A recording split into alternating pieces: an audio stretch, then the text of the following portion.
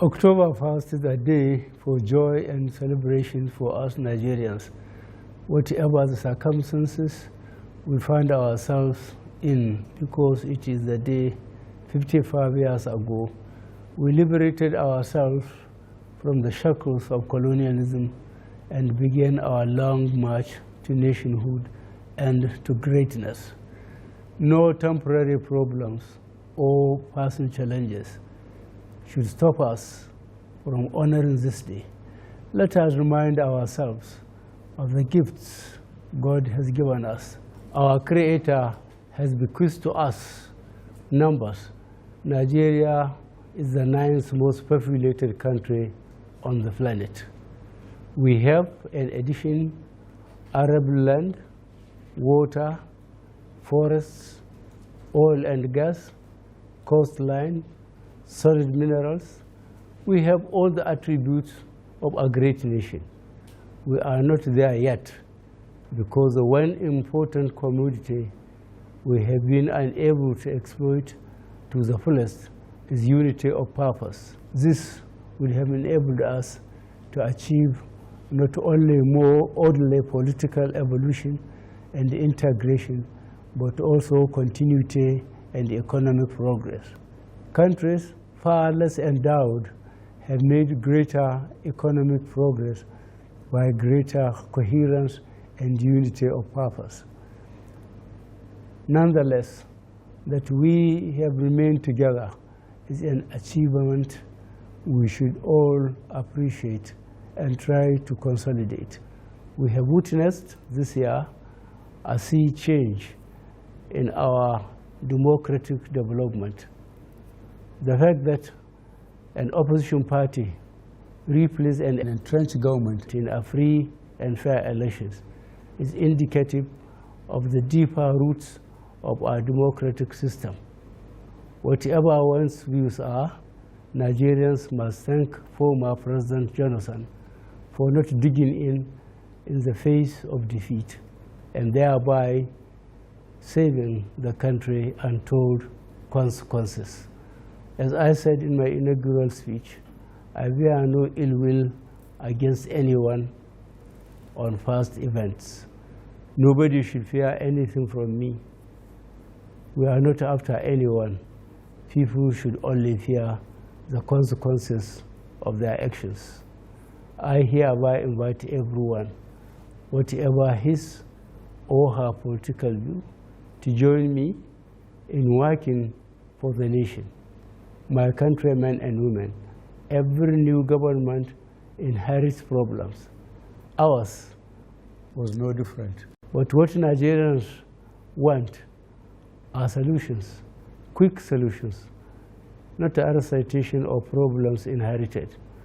Accordingly, after consultations with the Vice President, senior party leaders, and the other senior stakeholders, I quickly got down to work on the immediate, medium-term, and long-term problems which we must solve if we are to maintain the confidence which Nigerians so generously bestowed on us in the March elections.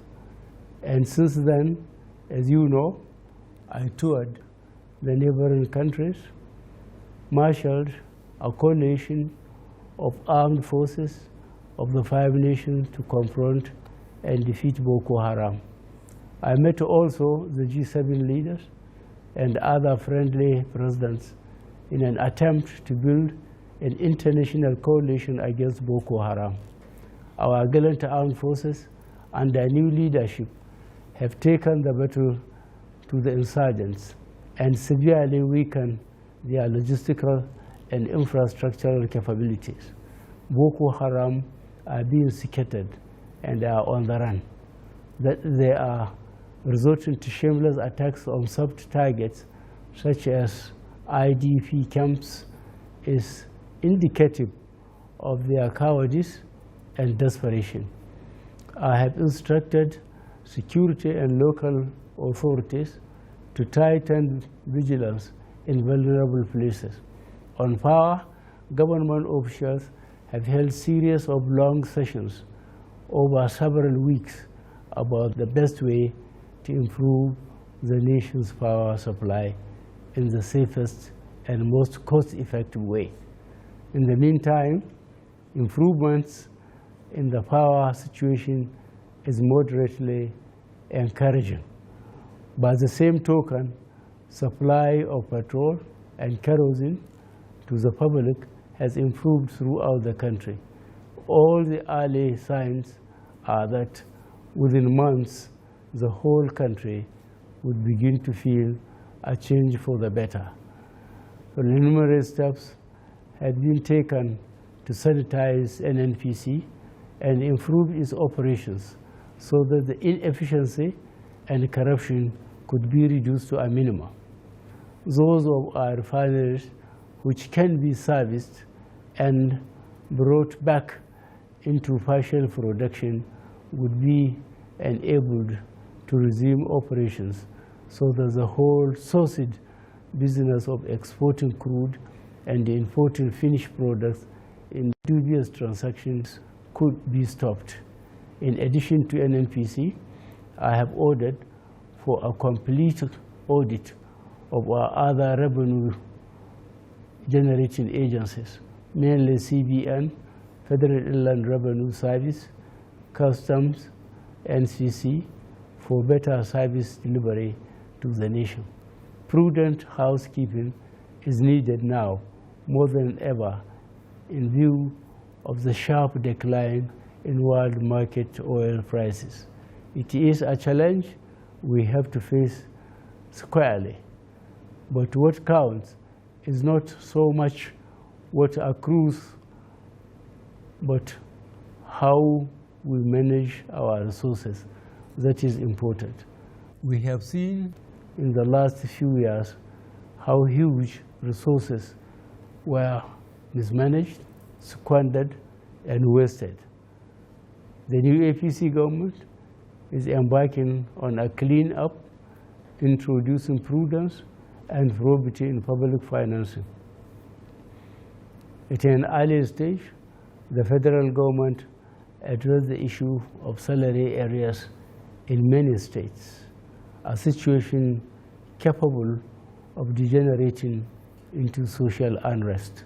The APC government stepped in to improve short-term support to the oil states and enable them to pay off the backlog and restore the livelihood of millions of Nigerians.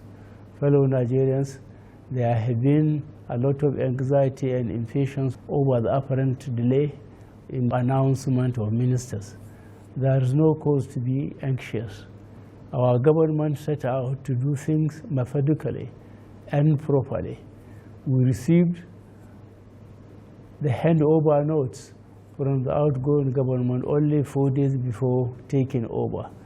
Consequently, the Joda Transition Committee submitted its report on the reorganization of federal government structure after studying the handover notes. It would have been haphazard to announce ministers when the government had not finalized the number of ministries to optimally carry the burden of governance. Anyway, the wait is over. The first set of names for ministerial nominees for confirmation has been sent to the Senate. Subsequent lists will be forwarded in due course. Impatience is not a virtue. Order is more vital than speed. Careful and deliberate decisions after consultations get far better results.